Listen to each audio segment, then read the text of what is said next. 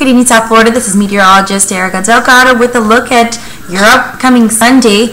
Overnight temperatures will remain a little on the warm side, low 80s, a shower at best coming in along that east-southeast breeze. And we can thank that breezy east-southeast wind to high pressure over the Atlantic waters continue to drag in patches of clouds from time to time on your Sunday. Otherwise, for your afternoon hours, expect a hot day, partly sunny skies, an isolated shower at best, but I think the majority of the activity, especially in the afternoon, will be across interior areas and out towards the Gulf Coast.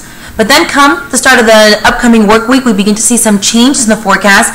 As a cold front slowly pushes towards the south, we could see some showers and thunderstorms in the forecast becoming a little more numerous in nature for your Tuesday.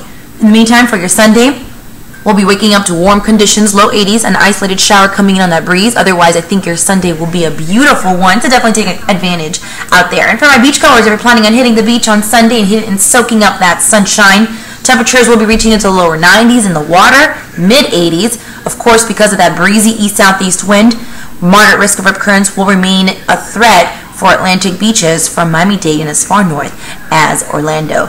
As far as my boaters are concerned, no advisories, but keep in mind that the bay could be a light to moderate chop, and with winds out of the east-southeast up to 15 knots, we could see some chop out there, so just be careful. Otherwise, we are expecting a beautiful day out in the water, and you can see we'll be trending a little on the wetter side come Monday and especially Tuesday, Wednesday, but then for the next upcoming weekend, things really begin to shape up again. Enjoy your Sunday.